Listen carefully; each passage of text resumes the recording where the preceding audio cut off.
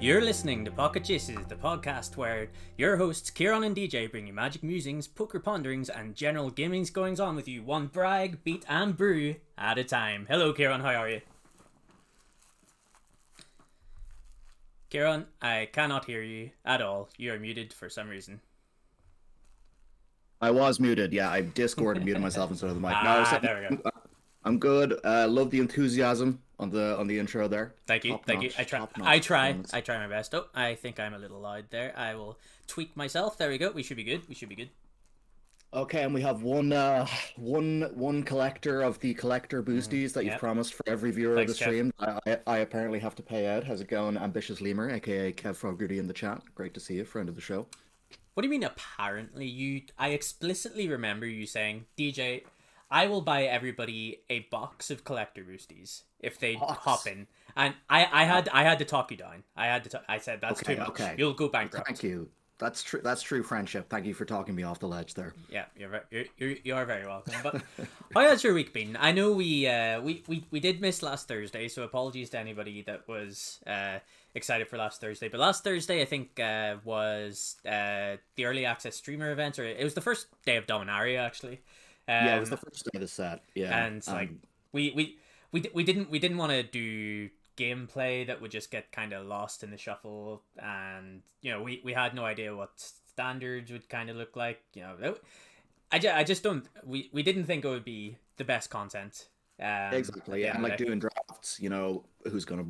People are gonna watch their favorite drafters for drafts and stuff anyway. So yeah, apologies for that. But we'll definitely be back this week. We got some sweet ideas brewing for that. So check it out Thursday evening. Mm-hmm. But yeah. So what did you do with your extra evening? What have you been up to? I think I just jammed a few drafts. So did I. Yeah. So we're like, let's not stream Magic tonight, and then we both ended up just playing Magic anyway. Yeah, so that's always good.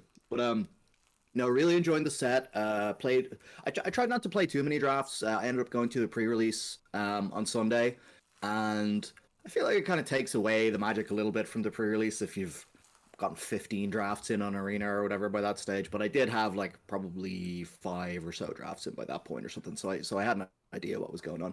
Yeah, really enjoying the set. Really enjoyed the pre-release.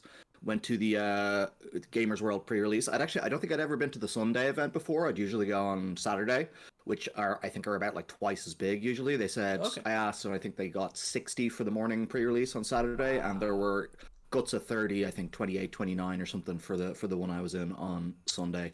Really That's great. Awesome. First pre-release I've been to since pre-COVID anyway. And really nice atmosphere. It was lovely. Quite a casual crowd, which was nice. I got to flex my judge skills a little bit. I don't know if I'm officially a judge anymore, but I think these days you can just say whatever you want about that. So it was nice. Yeah, I got to play, got to meet new players.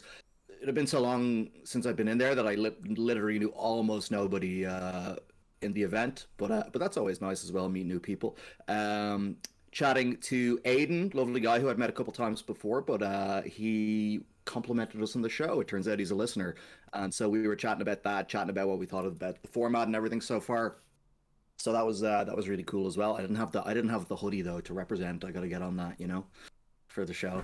But my deck was sweet. It kind of built itself. I just opened like a bunch of good black and red cards and black and red fixing, and then an Archangel of Wrath was my pre-release promo. So I was like, okay, that's the deck basically built. Then just Mardu splashing like 2 white removal spells in the Angel.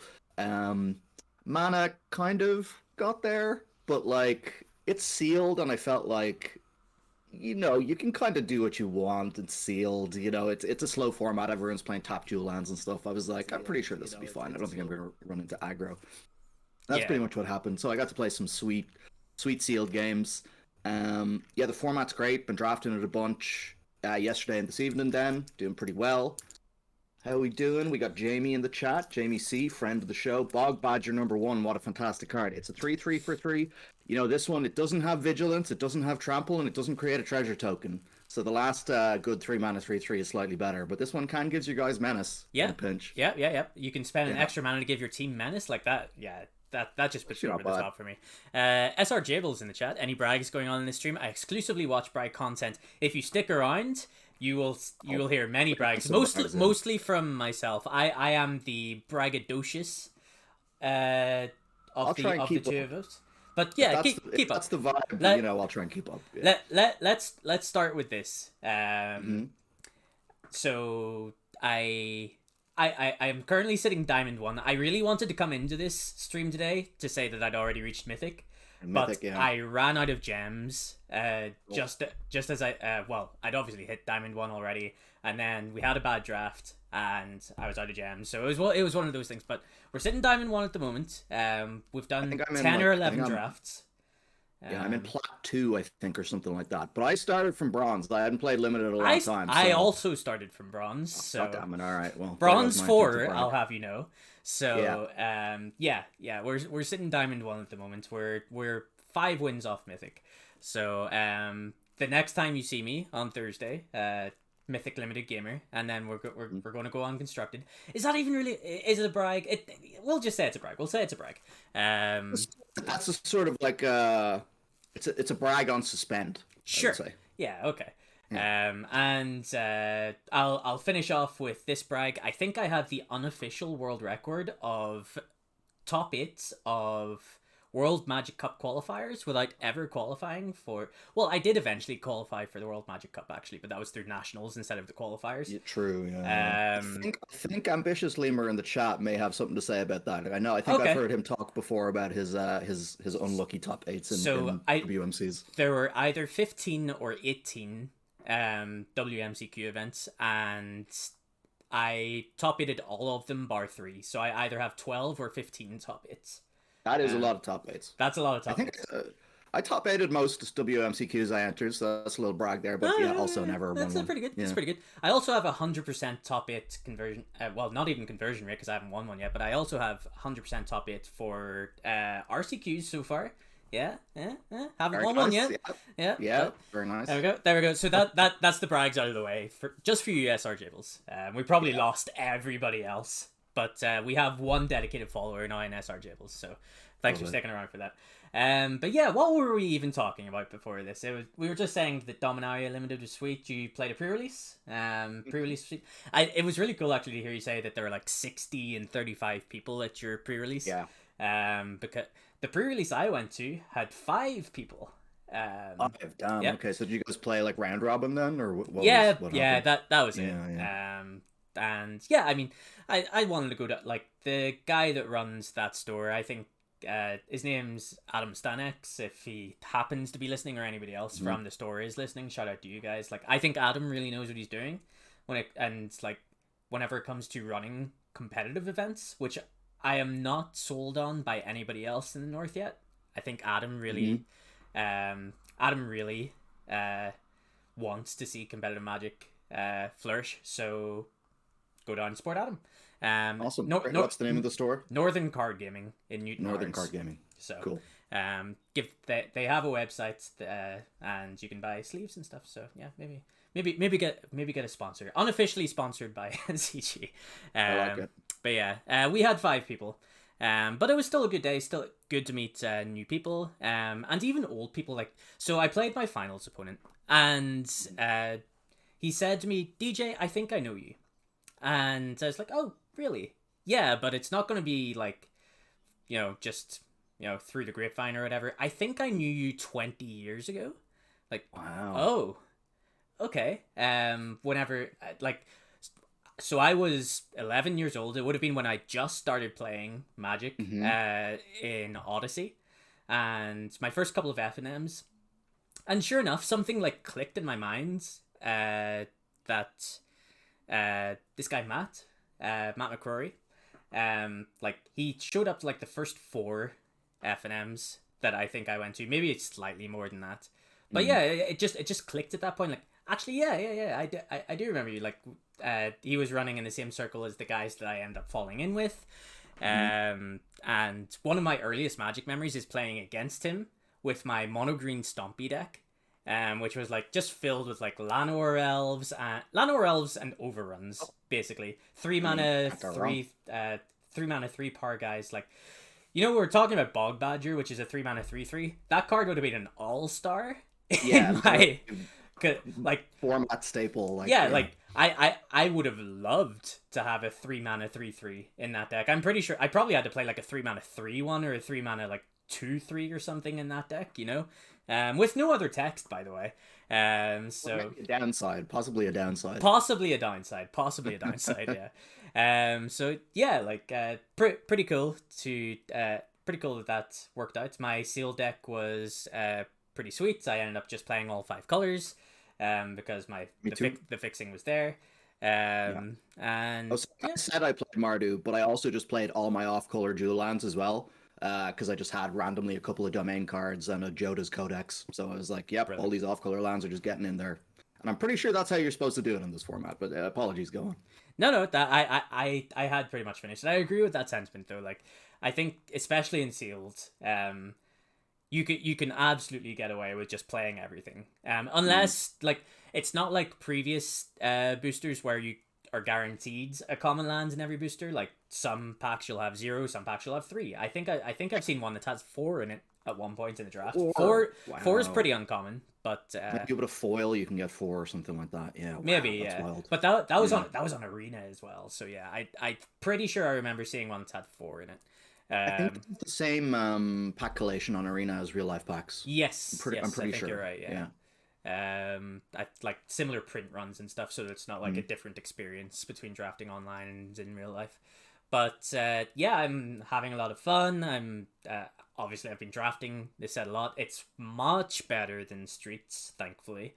One concern I do have, and we talked about this off stream, a day or two ago, is that if everybody just keeps jamming 5-color green decks, is it just going to feel, very samey, the same way that Streets did whenever people are just jamming Bant Mirrors over and over again? Yeah. And the answer is, like, I don't think so, actually, because even within those 5... conclusion too. Even within those 5-color green, like, there's still, like, 3 or 4 separate archetypes you can go down at that point. Like, you have the Naya Domain aggro decks. You have the Defender decks with Wingmantle Chaplain. What an absurd card, by the way. It's absolutely insane. I drafted that once, and I hadn't seen anyone else draft it, but I was like, okay, let's try it. Let's get this together. And I was like, oh, this is very powerful. I had 2 of the mill wall, and I had 1 of the Chaplain and 2 of the wall that searches for walls.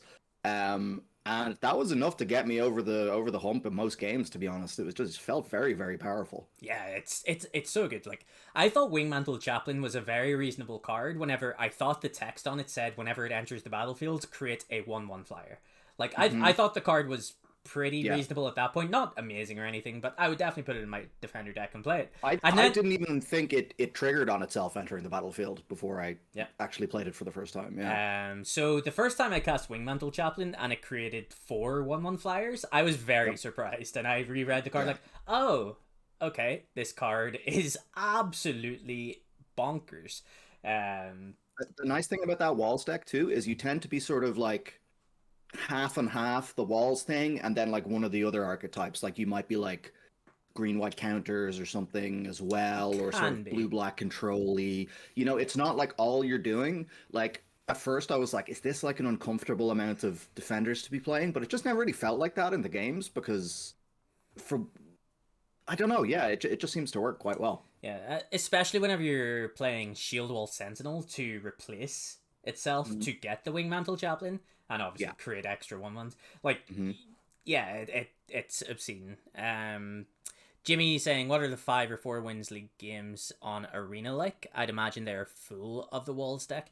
Not in my experience. I'm not even sure how matchmaking on Arena works whenever you're at the higher win rate. Like, do you get paired against similar players? I think it does try to do that. Okay, yeah. It's like first priority, and then it'll filter down. Yeah. So I don't think it's I don't think you see it that much because the thing is, like with any given uncommon in a set, right? There's only like a 50-50 chance that one will be opened in the entire draft of 8 players. Like, So like half the time the deck just isn't going to exist because that uncommon isn't there, basically. yeah, like I think the power level of the Walls deck drops dramatically if it does not have Wingmantle Chaplain. Like Coral Colony and Blight Pile are reasonable win cons. You are going to win some games with those cards. But Wingmantle Chaplain is what really just ties the room together. Wingmantle Give me a Chaplain. sec. I just have to be back in a sec, DJ. Yeah, that's fine. That's fine. So the Defender deck is very good. The other like 5-color green archetype that I've drafted is like the Self Mill archetype. So the best slash my favorite deck that I've drafted so far consisted of 3 Monstrous Warleech and just a bunch of like Yavimaya Sojourners and a Herd Migration. Yavimaya Sojourner is an 8 mana 4/6 with Domain, which reduces the cost by 1 for each basic land type you have. So it was reasonably often that this was a 4 mana 4/6, sometimes a 3 mana 4/6, and occasionally usually it's 4, sometimes it's 3, is my experience. Occasionally it was just like a +8/+8 to your Monstrous Warleeches, which was so like. That deck was my favorite, and it also had Herd Migration. I killed one of my opponents by attacking with like 2 4/4 Monstrous Warleeches, and they're like, okay, no blocks, and then I discarded Herd Migration mid-combat, and they're like, oh. Wow, that card was pretty absurd to deal with as well, the Herd Migration. Herd Migration is almost impossible to beat. Yeah, I remember beating Herd Migration once. There's another brag for you, SR Jabrils. Another brag. I've beaten it once as well, I think. Yeah. But it was only because my opponent completely punted. I think in my case they only got 4 beasts, and I had I think I had 2 Root Wallows in play. You know, the Domain Root Wallow, which is I don't know, best common in the set. I think probably the Root Wall is the best common in the set. You say? I think so.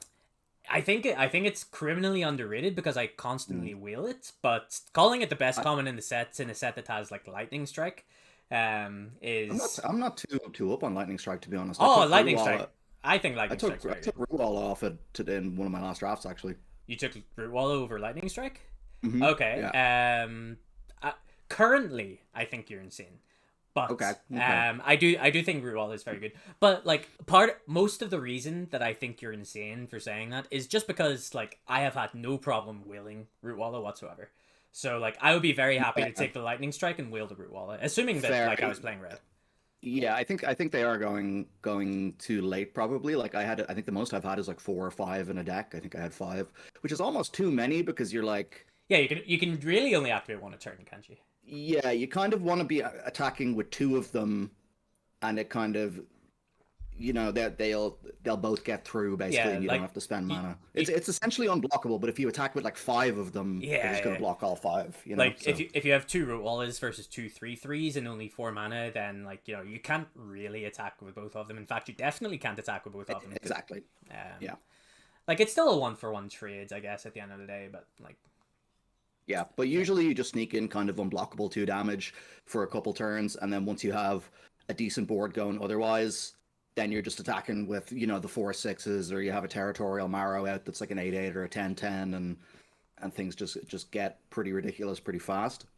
Yeah. Yeah. On Territorial Marrow, sorry, like on first reading of that card, before like, you know, it only took me like, you know, maybe 2 drafts to realize, oh, Domain's definitely a thing. But like on first reading of Territorial Marrow, like it's like, yeah, okay, fair enough. And then actually casting the card Territorial Marrow, oh, it's a 5 mana 10/10. Especially on turn 4 if you've cast the Rampant Growth on 3 or whatever as well. Yeah, it's really strong. It's funny as well. It's like even in 5-color decks, like I basically never draft the 3 mana Dork, the 1/1 with Death Touch. Yeah. Because I'm like, this doesn't affect my Domain. Exactly. In my Seal deck, I did play a Meteorite, but in Draft, I've like not really played Meteorite or the Relic of Legends or whatever it's called. Again, they're not helping your Domain. You know, that's the main thing. Like, I feel, I don't think any format that Meteorites has been, any draft format Meteorite's been legal in, I don't think it's ever really been that good. But this one in particular Like, if I'm playing Meteorite in my deck, I think something's gone wrong. Same with the Relic. I think it's basically like you play it if you're like not a domain deck, but you are maybe like a blue-black X control deck with a bunch of like off-color kicker effects or something. That's kind of the only spot where you want it, and even then, it's not going to be a Yeah, superstar. like It's sort of bad filler. even then, generally, if you've drafted well, you'll have the lands to support it. You don't actually have to waste a slot on a Meteorite, in my experience. Like, Meteorite. Another thing about Meteorite is like it costs 5, so like Lot. It is that still going? Is the additional kicker of some of your other spells, is that going to matter on turn 5? Like, that's very true. Yeah, I mean it's only for color requirements basically. I think is the like as opposed to mana. But yeah, even then it's like probably not. Yeah, because even if you're thinking like what's the red 2-mana instant deals damage equal to the cards in your Fire's hand. Victory. Yeah, and it's like that one is like the kicker is like 2 in a blue, draw a card, and it's like, yeah, by the time you've already played your Meteorite, you probably have barely any cards in hand anyway, so like even the kicker is probably only going to bring it up from like 2 to 3 damage or something like that. It's like not all that impressive, but it's still drawing a card, I guess. Yeah. But so I think the decks I'm most impressed with in draft are like definitely the domain deck, although it can be a little bit ropey depending how many of these jewels and off-color jewels and stuff you're playing. We do have to ask the question. Those things we just outlined 3 specific domain archetypes. Which domain archetype are you talking about? The aggro one, the the self-mill one? No, just like sort of green, blue, 5-color, basically. Yeah. So yeah, just yeah, you're just playing a bunch of root wallows on the 4-mana guy, and then like you just get to like splash all your bombs basically like very easily usually. Yeah. You always want like the what was it called, Slimefoot's Declaration or whatever it's called. Survey? The Survey, yeah, like that card is absolutely bonkers. Really? I have not cast that card yet. It's outrageous. Yeah, I mean, it always gets you instantly to domain 4, usually to domain 5, and then you scry 5 essentially. Not scry 5, but like you get to keep 1 on top. And you know, in those top cards, you should have some kind of bomb in your like 5-color rampy domain deck that you just hit. Like I was happy to pick what's like the Grixis 5/5 elemental. It's like a mythic, I think, or rare. It's Sultanar. Yeah, so it's a 5/5 at the beginning of your end step. Yeah. Choose one that hasn't been chosen before, and it's like draw a card, deal 3 damage, drain for 2. Exile, give it to your opponent. Give it to your opponent. Yeah. So I like first pick that, being like, okay, this is silly, but you know, I want to try the card, see what it's like. And then I just very quickly went into like green domain cards, and I was like, this Grixis card is just definitely easily making my deck. You know, I just kind of know it like halfway, you know, at the end of pack 1 or whatever. So that's a pretty good feeling that you can just play whatever you want. Like I have a story based on that as well. If anybody follows us on Twitter, you might have seen me share some of my trophy deck lists I've been posting. And at one point, like I had drafted 5-color green like 3, 4, 5 times in a row, and I was like, you know what, I'm bored of this. I want to try something else. So I first picked Rona's Vortex, and then I got I first picked the Blue Defiler, then I got past the Rona's Vortex, and then I got past an Essence Scatter. Like, okay, brilliant. You know, we're out of the 3-color green madness. And then fourth pick, I got past Rith, the 2 red, green, white 5/5 dragon. I was like, I guess we're back in. Yeah, I guess we're 5-color green. And like I knew that I could just pick this card and it would be totally fine. It's kind of cool in that way. And like, okay, I think maybe as the 5-color green decks get more popular, it might be harder to kind of pivot into that type of thing in the draft. But yeah, I kind of tried the same thing as you. I was like, okay, I know that these archetypes here that I'm sort of not naturally gravitating towards, so I'm gonna kind of force a little bit. So the first one I tried was like the green-white tokens deck, which I think is excellent when it comes together. But it requires sort of a few key uncommons, and like hopefully you get the green-white rare and stuff. Like I was lucky enough to get past that in pack 2. Like one time I tried it. Nice. It feels like, but the thing is, it feels like you can go for that deck, and then if it's not working out, again, just sort of pivot into more domain-based stuff as well. You know what I mean? It feels like that option is always there. Yeah, some of those cards are just reasonable in that archetype anyway. Like, you know, Captain's Call isn't amazing, but you'll still play it. Very good with the 4 mana like Griffin that It gets is, +1/+1 whenever a creature ETPs. That is some serious damage. That's a lot of damage. It's a lot of Yeah. damage. Yeah, I tried Boros aggro. Not the Not best, super I high on don't that one. think. Yeah.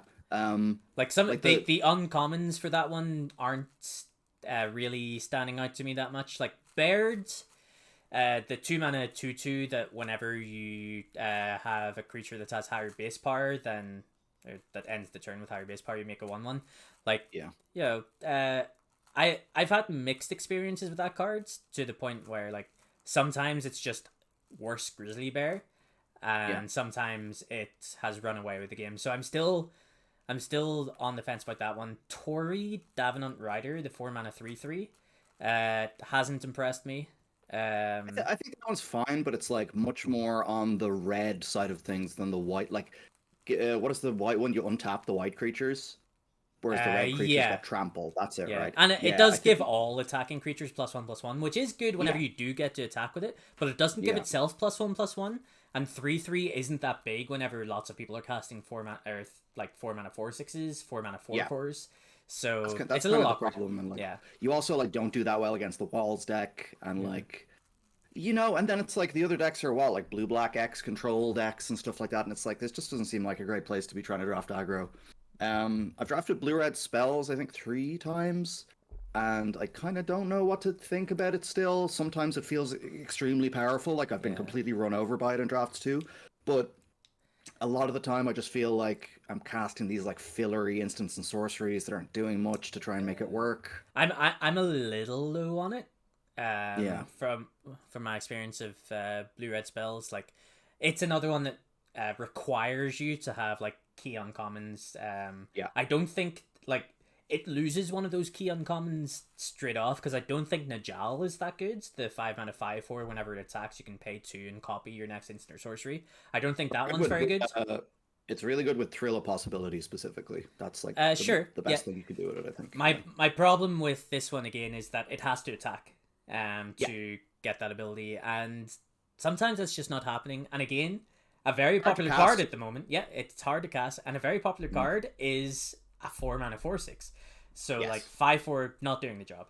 Balmor is of course very good. The 2 mana 1/3 that gives your team. Yeah, that one's very good. And I think if you are blue red spells, you almost have to have that card.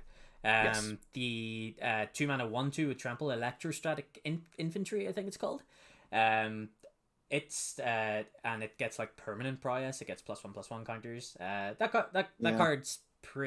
card's pretty good. I've actually played that one and been very happy with it in green red with like a billion pump spells. Yeah. I think I've played it in sort of Grixis, like blue black splash red control. It was quite good there too. Yeah. And then Git2 amplifiers, the other key one there, I think. That's sort of you should probably have like 2 of those in all your blue red decks. I think something like that. I also think you have to not be afraid to just jam it on turn 2. Play it on 2, yes, absolutely. So look at the context of your hand for that one, because I think I agree. I think too many people are probably holding on to it. But it's 5 mana is so much mana to get to, And like having a mana war is not good whenever like you're behind on board. Like mana war is very good whenever you're ahead on board. Especially when the body is a 1/2 instead of a 2/2. Yeah. You know. So yeah. I also think the 1 and a blue 2/1 flyer with the red kicker of discard your hand, draw 2. That's also like really good and a decent part of the deck. Yeah. So but I'm just not sure what to think about the deck. There's a sort of Jeskai version of that as well, because there's the blue white 3/3 flyer. Whenever you cast an instant source, you make a 1/1. And a Wrath. Like, Wrath as well. So it's like it seems like maybe it's better as a Jeskai version, but then it's like that's so many different uncommons you're talking about at this point, And even then, like the 5 mana 3/3 one, like isn't that good. I don't think. Like, if you get to untap with it and start chaining off like these 1 mana 1 spells that are these cantrips and stuff, then great. But I don't think that's going to happen very often. It is again awkward to cast. And the body isn't that impressive. It's single white double blue, right? So at least it's single white double blue.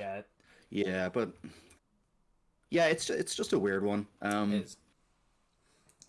White white seems like the most splash color in this format to me. Like I don't think I've had many decks at all that have been like base white. Uh, like I tend to just be either Yeah. splashing removal spells or artillery blasts in the domain decks or stuff like that. Yeah, Um, I think the green white tokens deck wants to be base white for the likes of Griffin Protector and Captain's Call and that kind of thing. mhm. But yeah, I agree with you. Like pretty much every other deck that I can think of has only ever really been splashing white to like kick a Hurloon Battle Hymn or Mhm. to splash a Prayer Binding. That's been pretty much my experience of it. I have Didn't played a few realize. Citizens Arrest decks. Come to think of it, Yeah, actually. I play Citizen Arrest with Fairman. Sometimes you get the domain decks that you just get enough white jewels that you can just comfortably jam all the Citizen's Arrests you get. And I think they tend to go sort of later than they should as well, maybe because white is a little bit underdrafted or something like that. Could be. Yeah. Um, yeah, it's pretty good. And then sort of I had one black red draft, Me too. didn't really understand what I was supposed to be drafting or doing. Like there's So maybe we can compare this a little. So my black red deck had multiple cult conscripts, the 2 mana 3/2 that you lose to mm, life whenever it ETBs. Yeah, just like really hyper aggressive is how I would mhm. describe it. And I think it was fine. Um, I wouldn't go out of my way to draft it unless like I was really pushed down that road.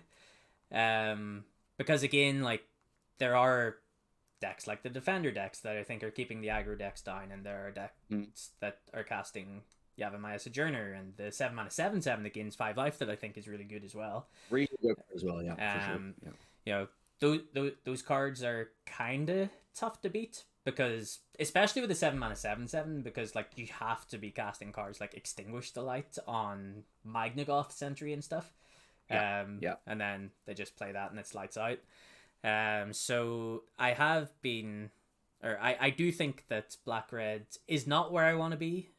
Aggressive decks in general, unless they are specifically aggressive domain decks that have the Root Walla or Nishoba Brawler, Mm. which I want to give a shout out to. Nishoba Brawler on 2 is Unbeatable. unbeatable.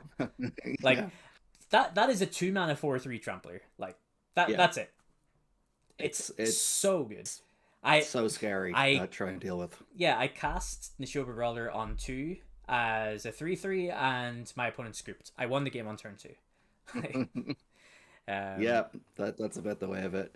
Yeah, yeah, my black red deck I guess was similar. I got a couple of the sort of sacrifice matters type stuff, but then I realized it's like there is the threaten, but it's like thrall of fate or something. I can't remember what it's yeah, called. one of the worst threaten variants, I think.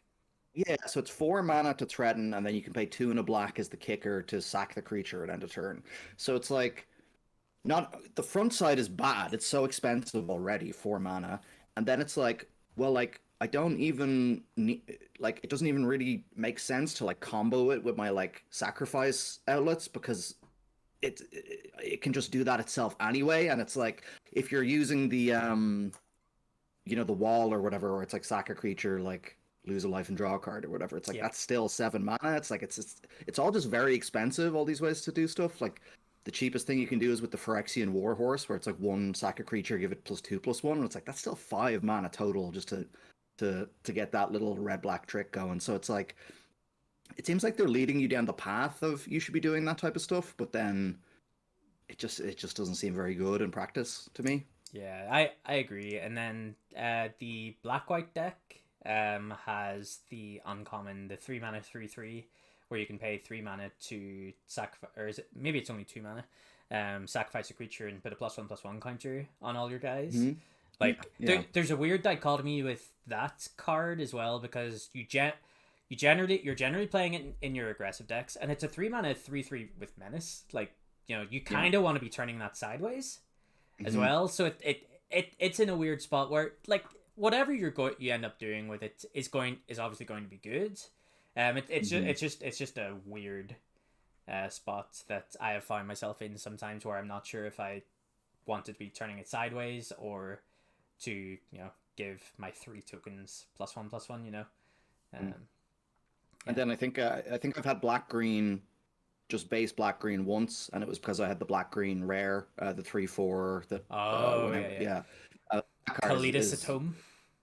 Yeah, it's really good, that card. I feel it like. is really good. Yeah. I also had braids in that deck, and that is a combo with that because you keep generating the 1/1, sacrificing the 1/1s. It's very tough for the opponent to deal with. But again, the other time I had that card was just in a domain deck, and it was just perfectly great there. Also, you know, it was like it doesn't feel like you need to just be black green. You can probably just be the usual sort of 5-color deck. Yeah. But that card is excellent. Has sneaky reach. A lot of sneaky reach in this set, by the way. There is. That, what is it called, like Marika's Outrider or something? Maria's Outrider, and an overperformer for me. I didn't think that card was very good when I first read it, but like now it's just 5 mana Lava Axe with a 4/4 body attached. It's pretty good, and sneaky reach as well. And has reach. That is the sneakiest of reaches as well, because since they've started putting reach on red cards, like I was out of the game whenever they started to do this, so I still am overcoming this rule in my head that a red creature just won't have reach. And you know, I got caught out by it once in one of my early drafts, and it's like, okay, right, red creatures have reach, you have to read them now just to be sure. And like Arena even has like the little symbol on the card as well to say like this has reach. Like, are you sure? Are you sure? Are you sure? And like, no, I just never pay attention. But that's another card that I think has been very good. Have you drafted many Joda's Codex decks? So yeah, I'm absolutely delighted to have one in any of my like domain decks. Basically, I think the card is like pretty outrageous as long as you can sort of play it on a stalled board. Like I'm happy to like jam it on 5 if I don't think I'm going to die anytime soon, because like I don't think I've ever, I think like one game for a turn or two I was paying 2 mana to draw a card, and that's the most I've ever paid to draw a card with it, you know. It's usually free, or it's 1 mana for a couple turns until it draws you into your 5th color, and then it's free. I think the card is really, really good. I think it's one of the reasons in Best of One on Arena that I can't remember the name of it, sorry for not knowing all the card names yet, guys, but the Shatter, that also can like deal 1 to every enemy creature. The modal one. Smash Through, something like that. Something like that, yeah, I'm not sure what it's called, but the fact that there's a hell of a lot of X1s running around in the set is one reason why I think it's sort of main deckable, and then the fact that it kills that Codex is also just so important, because it's such a backbreaking card to play against. Absolutely outrageous and sealed. My round 3 opponent, Aiden, who I mentioned, we just had like a battle of the Joda's Codex, and like I think the 3rd game came down to us both having it out and just getting through so much of our decks. And I think the card's excellent. I think it's like I would still take it pretty high in draft, but again, I'm also super high on that domain deck and will gravitate towards it. If that deck becomes like less available and it's harder to get all those dual lands, then I could see it like falling down the pick order. Yeah. I do remember one draft in particular where like there was a pretty late Codex in the pack, but I had no lands whatsoever at that point, and I was like, okay, well, maybe I can. The thought did go through my head, maybe I can pass this up, but it was still pretty early on, and people weren't taking the lands all that highly. I think this is a common theme in like these sets where like lands types matter, or lands matter in general, like, you know, multicolor sets where or Altheim, the snow lands is the last one I remember. Like the format starts off and, you know, people completely undervalue the lands. Like these lands with the basic land types, like, you know, I am very happy to take them anywhere between like 2nd and 5th pick, you know, like I'm perfectly fine with it, and I have first picked some as well. Pack 1. I don't think I've had to do a pack 1 yet. I think pack 1. I think maybe pick 3 is the earliest I've taken one. Maybe something like that. I've been fine with it. I have definitely taken one pick 2 whenever the pack was really bad, which is another thing that I wanted to kind of mention as well, actually, is that I've noticed I've only really been backdrafting the last couple of formats, but like certainly the last few formats, you can get to like pick it or something, and like, oh, every card in this pack is playable. I've noticed a lot more with this format, like getting past a booster with like 12 cards in it and being like, every single card is unplayable. What's going on Yeah. here? And I think part of that is that sometimes three of them are the tap lands or whatever. And Not yeah, even that, yeah, but I get what you mean. no, I think you're right though. There's a lot of below average commons and stuff like that, and even some of the uncommons are like very narrow and like there's a lot of rares. I think there's way more rares than usual in the set that just like aren't supported by the limited format. Like the Elf Lord, the Yep. Goblin All Lord. of the lords, and then there's like the red white ones that search for auras and equipment. Yeah, There's like no useless. equipment. There's no vehicles. Well, there's one Yeah, vehicle. The there's equipment, two equipments. two equipments, There's and they're back. both Yeah, terrible. yeah. Like yeah, good point. It's yeah, and auras as well, and then like the Joyra, where it's like to Mm-hmm. do an artifact that's not supported. There's a Gruul rare that's a 3/3 that's about tapping Tapping, artifacts yeah. or something like that. Also not supported. There's so many rares, and there's like the Timeless Lotus and stuff like that. I get, and it's whatever. Of course, you're gonna have a certain amount of these rares. It just seems like there's so many of them in this set. Um, it still feels like the power level of the decks ends up being quite high. Like Yeah. it's kind of nice that it's not like a Prince format, right? Where it's very determined by bombs, except for all the times I've lost to Shivan Devastator. Fuck that card. Um, yeah, Yeah, like I think the counterbalance to that though is that like a lot of people are playing 5 color green, so they are always going to be playing their bombs as well. yeah. So it's sort of fair there if you think maybe kind of sorta if you think about it like that.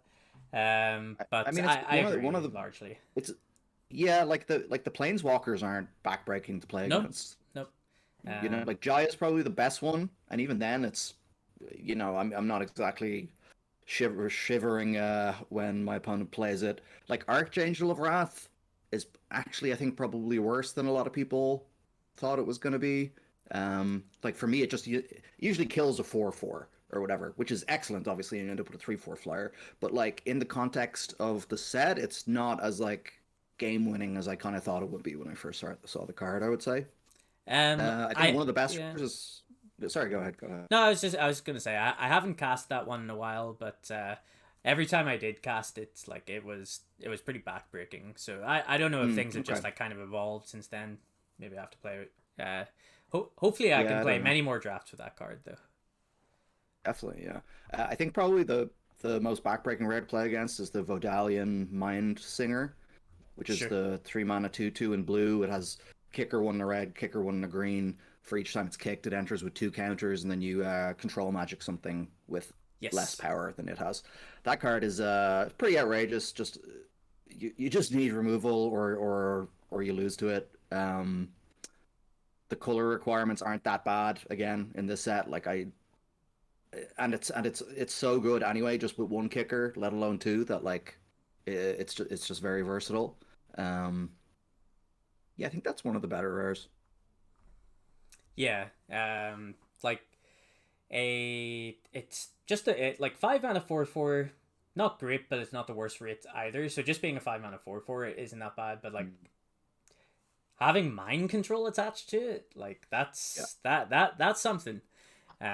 So and it's also not like it's not trivial to kill it. Like there is a lot of common removal that will deal with it, but it's not like Mhm. completely trivial. Yeah. So yeah, like that card is obviously really really good. And it Mhm. also falls under the green umbrella where you should have no real problem of reaching both the kicker conditions either. So trying to think. We've talked about Rootwalla a bit. You're very high on Rootwalla. I do really like Rootwalla Mhm. as well. I think it is a very very good green common for that deck. It's once you have your fourth land, your opponents just can't ever block it. Mhm. So 2 mana 2/2 really good. Um, and it's nice to say that removal is actually good again. Compared Yeah. to especially streets where like murder was murder was just fine, and murder would be like the best common in this set. Murder would be the best common this set. I was even thinking if Extinguish the Light or no, Drag to the Bottom, is that what it's called? No, it is Extinguish the Light. Drag to the Bottom is the rare minus. It was the rare one, yeah. Yeah. So Extinguish the Light. I was like, because I was thinking about what you were saying about Lightning Strike. I was like, I might prefer that black removal spell to Lightning Strike. Okay. I'm not even sure. Yeah. Just because I feel like it's these big green creatures that I care the most about killing. You know. Yeah. That said, I did lose to a player who ultimated Jaya, then cast Twinferno, then cast Lightning Strike on me, which I think is like 15 damage or something like that. That was a pretty sweet play for draft. Yeah. With I think the sort of the uncommon in play as well and all that nonsense. Yeah. Nice. Yeah, that you're gonna get hit for a lot there if you even survive the lightning strikes in the first place. I think Extinguish Light definitely up there. Trying to think of other cards that have like overperformed. I think we've talked about most of them at this point. Is there any others that you can kind of think of, rattle off the top of your head? Not really. It's kind of disappointing that the artifacts don't really feature in this one. That was one of the really cool things about the last Dominaria set was the historic cards, which included artifacts. Another rare that doesn't do anything. The white saga that's all to do with planeswalkers. Urza assembles the Titans. Yeah, what the hell? But yeah, that's just another like do nothing there. Yeah. And then like there's the green mythic, like the World Saga or something it's called, which is just absolutely useless as well. So just for some inspiration, I'm starting to go through some of the deck lists I posted. One card that I have very, very high is Bortic Bone Rattle. Yes, really good. Yeah. Again, 5-color domain, baby. It's what I want to do every game. Yeah. And Urborg Repossession as well. I've been pretty happy with in all my like 5-color green decks because like if they do extinguish the lights, my 7-mana 7/7, you know, like I'm gonna get it back again. I'm gonna cast it. Like you have a lot of really good targets for Urborg Repossession. I lost one game of limited where my opponent cast Finding the Third Path, milled me for 4, and then next turn Urborg Repossession back the Finding the Third Path, milled me for 4 again. Like, okay, things are getting pretty dicey. I guess I'll stop activating this Jodas Codex. Yeah. And I passed the turn back with him dead on board, and he cast another copy of Urborg Repossession, getting back Finding the Third Path again, and milling me for 4 again. So that one was pretty brutal. Like, it was kind of funny. Like, looking back on it now, very sweet way to win the game. Whenever I was playing at that moment in time, I wanted to throw my PC out the window. But yeah, very, very, very sweet way to win the game. I have Urborg Repossession back and Elder Dragon War, which feels really good. Very nice. Yeah. Now that's a good rare. Yeah, that is a good rare. So another rare that maybe people haven't had much of an opportunity to play with, that I've cast a few times and have really, really liked. Urborg Lurgoyf. The 2-mana. What's this one again? So it's a 2-mana X1. And this must be a rare, is it? I haven't it is a rare, yeah. So 2-mana X1. It's a Lurgoyf, so it has Tarmogoyf like text. Kicker blue and or kicker black. If the kicker cost was paid, mill 3 cards. If both were paid, mill 6 cards. And its power and toughness are equal to the number of creature cards in your graveyard, with the toughness being +1. Like this, I've been really, really happy with this one.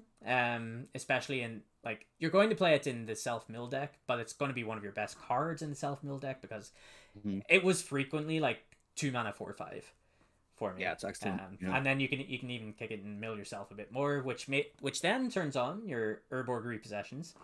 And it like, you know, it's also really good at like enabling stuff like Monstrous War Leech that I was talking about, to make it huge. You will mill yourself quite easily if you're not careful. So, but Urborg Lurgoyf is definitely a card that I would recommend playing with, and I think you'll be pretty impressed with Lurgoyf. One card that I wanted to ask you about, actually. The Weatherseed Treaty. How do you feel about the Weatherseed Treaty?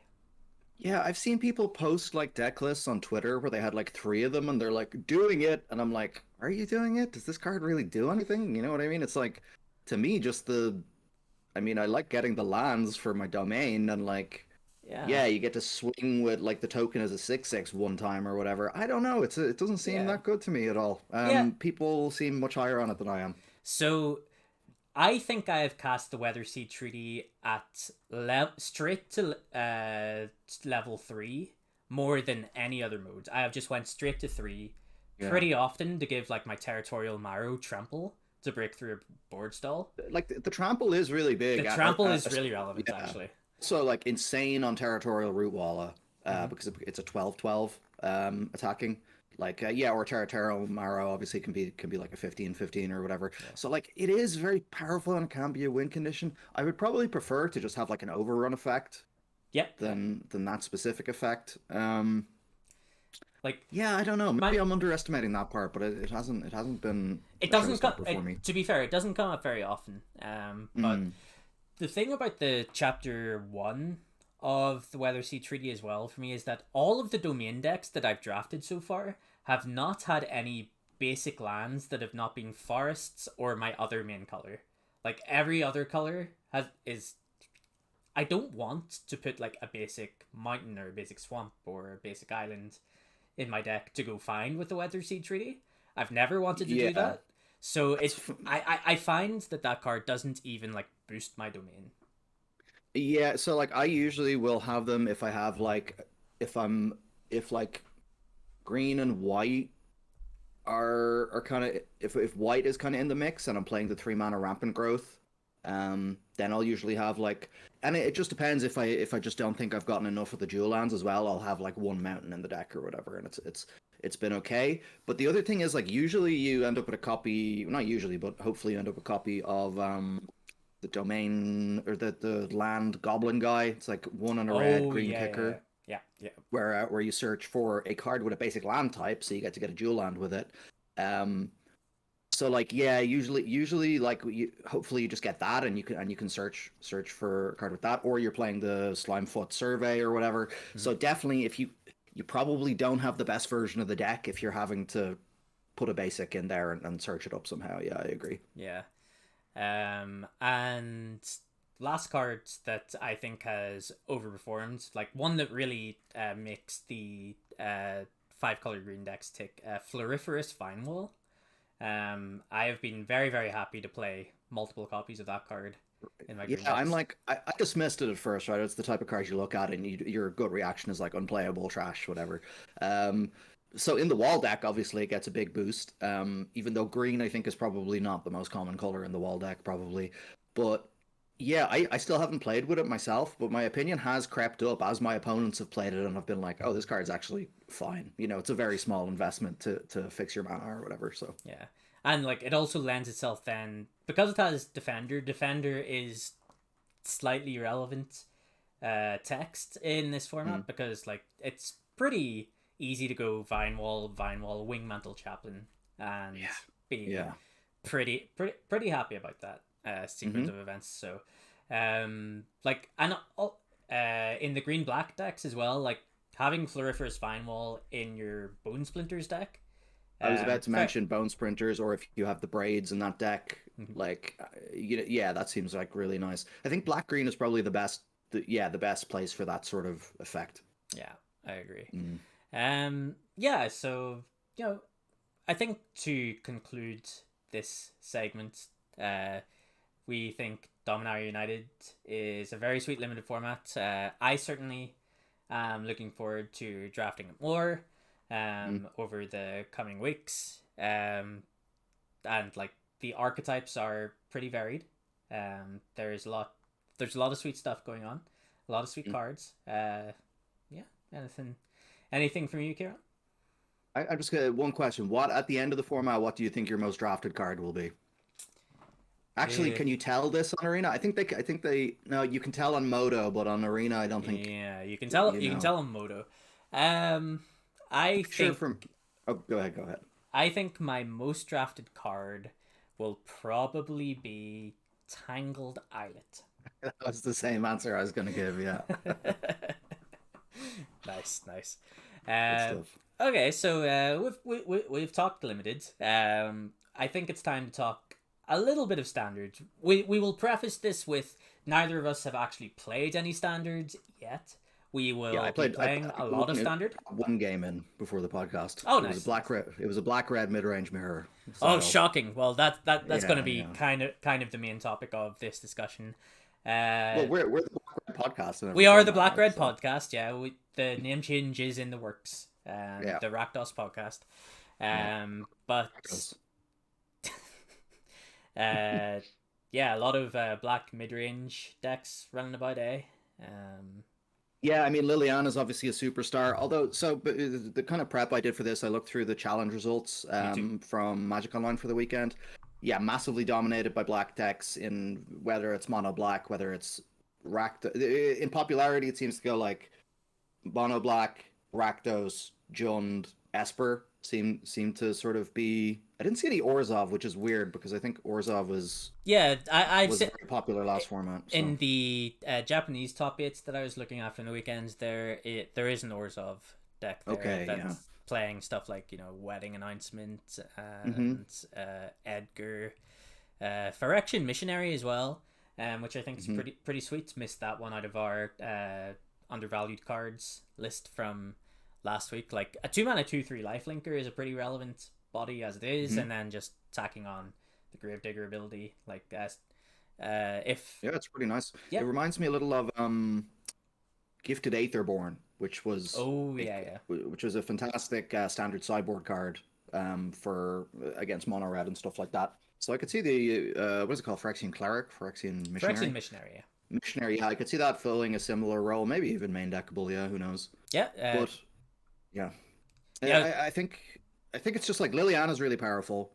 You're seeing varying numbers in the decks. I've seen some decks in those results that like weren't playing any Liliana. Like there was mono black that only played Sauron, and I was like, this can't be. Yeah, right. Like there's no agreement on that whatsoever at the moment because I have seen anywhere between 0 and 4. Yeah, and it's never like consistently like there isn't like one standout number of Lilianas. Like most decks run 3, most decks run 2. Like it's 0, 3, 4, and it's very spread even across all of the decks. If I had to say there's one that's least popular, if one of those numbers was least popular, it's probably 0. And it could also be 4. Yeah. But it's like I quite like having 4 lilies because you can just discard your other lilies too. Lily, it's got like a little synergy with itself there, and like it feels really good as well to -2 a lily. Lily dies and then play another lily and -2 that lily. Like that's really good. That's a really good sequence. Yeah, exactly, and has been for many years. But yeah, I think it's just there's just no consensus even with the creatures and stuff people are playing as well in these decks. It's like very all over the place at the moment. Like I just figured the default would be you'd play Tenacious Underdog, Blood Tithe Harvester, Trespasser, like that just seems to be like the most generically sort of powerful shell I would have thought. But people are playing all sorts of things. People are playing Evolved Sleeper, and like the white decks are playing Wedding Announcement, as you say, and people are playing like what's it called, Reckoner? Bankbuster. What's the vehicle called? Reckoner. Yeah. So it just seems like people are trying all sorts of stuff with the lists. Like Tenacious Underdog seems like just too much value. For me to not play. I agree. I'm very interested in the Liliana Tenacious Underdog decks for sure. And I did have another point to make there. It has escaped me, not for the first time during the podcast, but I will answer Joe's question. Or well, Joe doesn't have a question. I am rambling. Joe, I'm moving away from Lily myself. Sure. Like I can honestly see any number of these Lilianas being right. Maybe not 0, but like 1. I think the 75 could be, like even if it's not in your main deck. Come on, the Liliana has to be. Like, surely. I don't know. Surely, but and I am very interested in these decks that are doing Liliana plus Tenacious Underdog. I'm also really interested in the decks that are doing Liliana Titan of Industry, Cruelty of Gix. Really interested in those. So we'll kind of see if anything develops there. So the point I remember now that I was going to make is that so you were rattling off like some cards there that you thought would just go straight in a deck. So Bloodtithe Harvester and Graveyard Trespasser, Fable of the Mirror Breaker. Like this is the core of one of the best Pioneer decks. So right. That's why I'm like, how could it not be the best thing to do in Standard as well? I know the formats are different and there's always context and stuff, but just from a raw power level standpoint. Yeah. So one of the problems with Black Red, I suppose, is that like if anything is going way over the top of you, it's really really tough, and like there's gonna be a lot of grindy mid range mirrors, which I suppose is what Standard is right now. So maybe if the so you see these like Jund Reanimator decks, which is like kind of combining the two. So maybe that's the way to go because it has an advantage in the mirror. You also have the Grixis mid range decks, which have an advantage in the mirror because they're playing cards like Corpse Appraiser. Yeah. So maybe with all that kind of context around it, maybe that goes some way to explaining it. I'm not sure. I think so. I think that must be the reason. But like you said, I don't know, because I've already heard people talk about like, oh, does something need to get banned in Black and stuff already? And it's like the format literally isn't even legal in paper yet, guys. Can we relax, please? And like we said, there's no consensus on what cards even go in the deck yet. Yeah. Like I think that part of the reason we're seeing so many of these Black decks as well is because loads of people want to try out Liliana, and a lot of the best cards that survived from the previous Standard format that I can see were Black. So it's just a really natural starting point. I mean, Meathook Massacre, right? It's always going to be one of the best cards too. So Joe in the chat, from what I'm experiencing, unless you play really low to the ground, Lily can be a detriment just because the top end cards are just so strong. So yeah, I can see that, and then I think that's why I'm interested to try like these Cruelty of Gix, Titan of Industry decks, to really make that +1 way more advantageous for me, and also the Tenacious Underdog decks with Liliana. Like I'm seeing a lot of Liliana decks that just have like no way to break that symmetry, which whenever there are some really good options available to you, like I'm not sure about that. Yeah, I agree with that. Like I think as well, like a lot of the red black decks that I saw the list, like apart from Liliana, which can take care of everything, but it's an edict, so your mileage may vary. Like apart from that, the red removal spells I'm seeing most of seem to be like Voltage Surge and a Braid. Yeah. And I'm just like, okay, well these decks are just never beating like Mono Green or something like that then, right? Yeah. Although at the same time, like of all the deck lists that I've been kind of filtering through, Mono Green's not one that's come up. It hasn't, which is weird because like there was a lot of hype around the Green Defiler. I think people just assumed it was going to be very good straight away. The Red Defiler is seeing play in the Mono Red lists, which seems to be the kind of very unpopular compared to the black decks, but seems to be kind of the second most popular thing that people are doing. But people always gravitate towards mono red at the start of a new Standard format anyway, so it's kind of hard. It's really hard to tell anything in the signal to noise ratio here. You know what I mean? Yeah, like Red Defiler is actually one of the cards that I had on that underrated list until like the last moment. Because I think it was around that time like people started talking about like the Green Defiler instead. It's like, okay, maybe I'm just wrong on this. And then I'd listen to some other people's opinions and they're like, yeah, Red Defiler's at the bottom. And like, I have seen mono red lists without it as well, much more low to the ground, and they're playing 4 Phoenix Chick and stuff like that. Yeah, like I can see it still like maybe it doesn't end up in the final mono red lists, but I think it's definitely something to keep an eye on because there are like, Rabbit Battery and Phoenix Chick are reasonable plays like after you cast Defiler. So maybe something to keep an eye on. Phoenix Chick is also a card that makes Liliana very unhappy as well if you have it on the battlefield. So. And on the topic of mono reds, like with all these like black mid-range decks running around, is mono reds, does mono red have a shot? I don't know. I think it depends if people are playing Graveyard Trespasser or not, to be honest. Oh, everybody's playing Graveyard Trespasser. Yeah. So like your Phoenix Chicks aren't looking so good against that card, for example. And I think probably not. I think the mono red deck looks strong in a vacuum. I just think this is probably a bad matchup, and it seems to be like 30% plus of the meta. And like if you look at the winning meta in terms of the challenge, it seems to be like 70 to 80% of the meta seems to be these black-based sort of mid-range decks. Yeah. So I don't know. Yeah, it's like I don't think we're anywhere near like ban territory. Like I think that talk is very, very premature. Like what is it? I think Liam told us, friend of the stream, recently that it was 29 of the 32 top 32 challenge decks were black based mid range decks, which is obviously obscene. And Yeah. I haven't fact checked that though, so that I'm not 100% on the veracity. But like I would be very concerned about that if that was like 2 months into the format. I would be very, very concerned. We'd definitely be talking about bans then. But it's very early in the format. People are still figuring it out. It will get figured out. And I'm not saying it won't get figured out to the point of, yes, these black mid-range decks are really good and everybody plays them. That is definitely a possibility right now, but there's still a lot of room for exploration too. Yeah, 100%. Especially when the fact that like Liliana the Veil is like one of the most hyped reprints of a card into standard ever. It's like, of course, people are going to be gravitating towards that. Plus, like you said, the fact that there's just from pre-rotation there was just a good black shell there anyway. So like for the first week, people don't have to think too hard. This is kind of what makes me miss having the like SCG tournament on the first weekend of the format. Yeah. That was always such a good sort of like early, weather vane or whatever for the format, show you which way the wind is blowing. Yeah. I was going to say maybe we should have the pocket Jaces open, but Croakies I think has beat us to that. He has. We might not be competing with Croakies yet, but maybe one day. Yeah. And I believe in the finals, I think both players had Jaya in their decks of his tournament. One player had Jaya, and Jaya like dominated like one game. So I watched that match.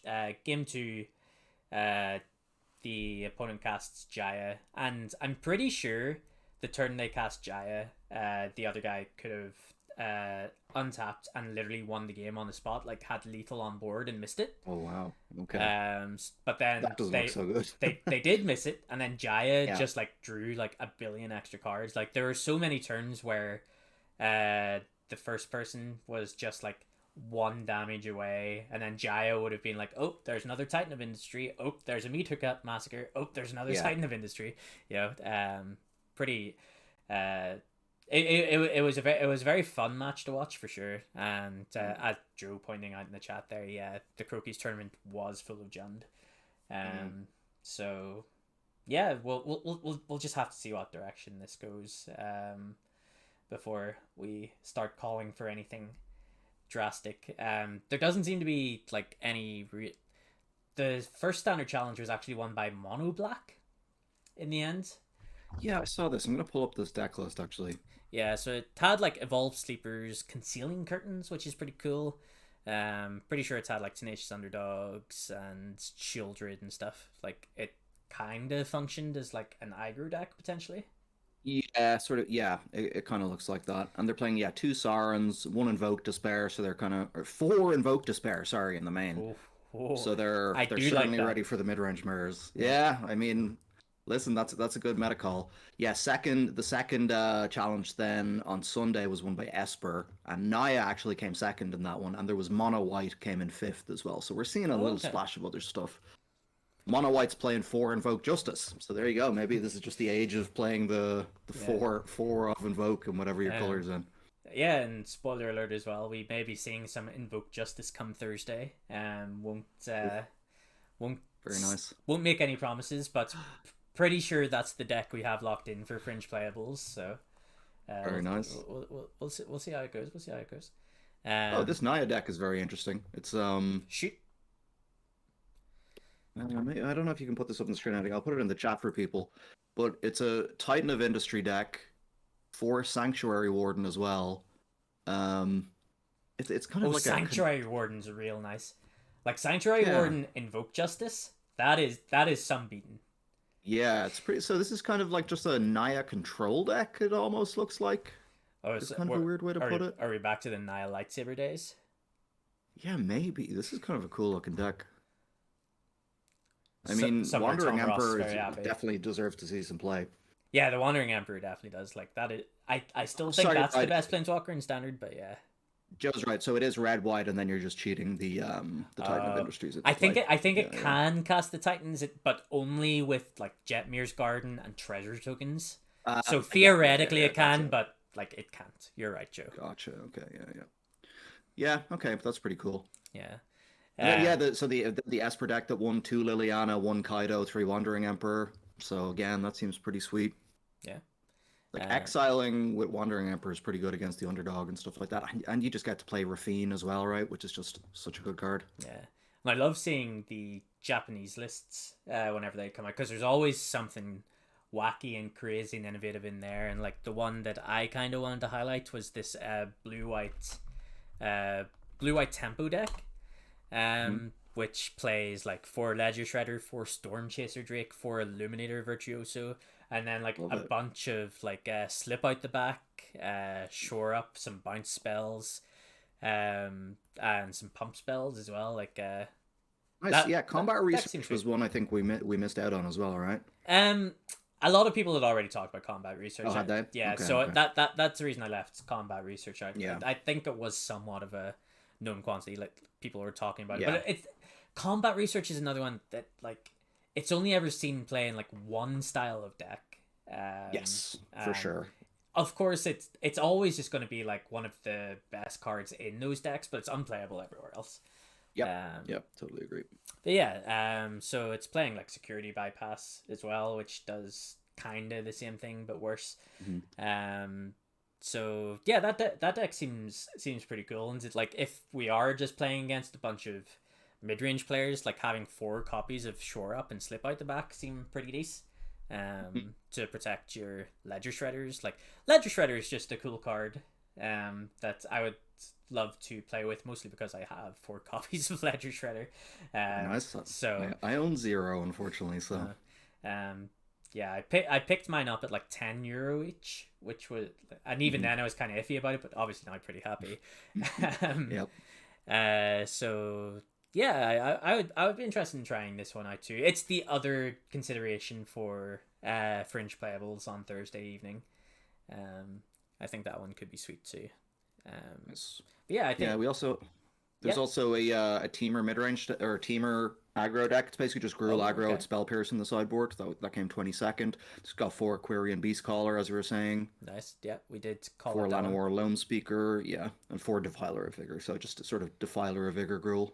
Don't suppose it's had any Nishoba brawlers? It does not. We'll link it here. 4 Augur of Autumn, 2 Buyer Bridge Tracker, 4 Ascendant Pack Leader, 3 Gallic Readers. What's that one? Oh, it's another one of these things. Yeah, so it's I don't know how much I love this, to be honest. Just 0 removal spells, but yeah. Well, yeah. By the signs of it, I'm just kind of looking through it here myself. I'm not sure. Yeah. This is the direction I would have gone.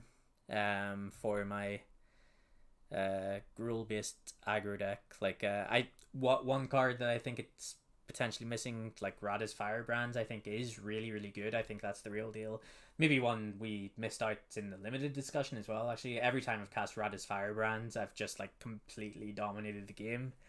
I suppose if you're playing Defiler of Vigor, you want as many green permanents as possible. So that's probably why we're seeing what we're seeing. But I don't even think I would be playing Defiler of Vigor. Oh wow, that's a spicy one. Yeah. Yeah, I'm not convinced that card's actually. I haven't tried it yet. One hilarious thing I noticed here in this latest standard challenge of the most played cards, the top played card was Duress with 84 copies in the top 32. Wow. 78% of decks were running it. So basically, every black deck had like 3 or 4 copies of Duress, I think. Brilliant. Yeah, so I think I think we've kind of covered all the sweet decks. We've talked a little bit about the early black dominance, but we think we think that'll change in the coming months as things get figured out. Anything else? I just wanted to mention, I've still been playing Explorer. I've updated the deck. Oh, so cool. As we were talking about, I took out the Trespassers from the main deck, put them in the sideboard, and then added Tenacious Underdogs and Liliana's, cut a removal spell and a couple of, I can't remember what I think I cut, I think the 5-drop I had and 1 Sauron or something like that, and just replaced those with Liliana's.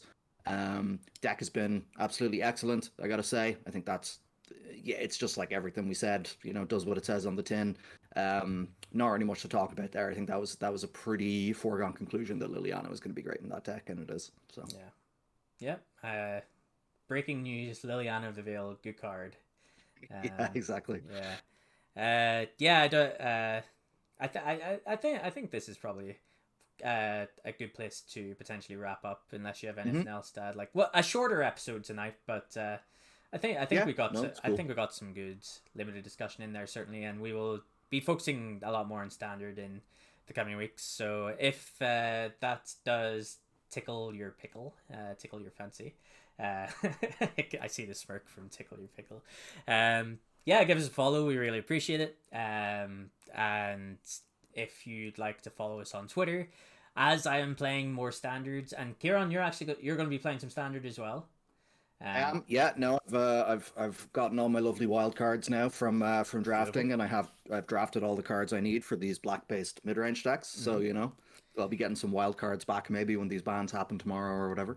Yeah, but no, I'm really looking forward to it. It's the first time I've played standard in quite a long time. Me too. And yeah, I just always like playing standard when it's post rotation. Everything is nice and fresh and new. So yeah, I'm looking forward to talking about it more. As we play more standard, we're going to be giving away a lot of free content on Twitter, so follow us there. We'll have deck guides to post there. So if you don't want to miss out on those, give us a follow. And we will have them for you as they come. We'll try and get we'll not make any promises actually, but we'll try and have one up pretty frequently. I am thinking of doing a draft primer as well, and throwing that up there if I have some spare time. We'll have more episodes going up on Spotify very, very soon, so keep an eye out for that. And we also have a YouTube channel, which you can go and subscribe as well, where we'll post all our VODs on the YouTube channel, and also some exclusive content. It's easy to forget that we were once a poker podcast. I do plan on getting some exclusive poker content over there to see how that does, and maybe some gameplay as well. We are very busy, very, very busy people though, so we'll see about the exclusive content, but on YouTube. But there will be exclusive content over there, pretty infrequently, to be honest, but it will be there too. We do already have one piece of exclusive content over on YouTube if you want to go watch that. It was me playing a Pioneer League. Go give it a watch, and give us a subscribe as well. But yeah, thank you very much to everybody for tuning in. We'll go raid someone. So stick around for the raids, please. I will Absolutely. find someone. Any recommended channels, or anybody that you know of, Kieran, that we should. I can't see anyone doing magic-y stuff. What about Raf Levy? Yeah, let's do it. Raf Levy? Yeah, we'll raid Raf Levy. Let's go. He's a good guy. Yeah. So Raphael Levy getting the raids. Everybody stick around, and we will send you over Raf's way. And make sure to say hello, and tell him how great that Pocket Jaces is.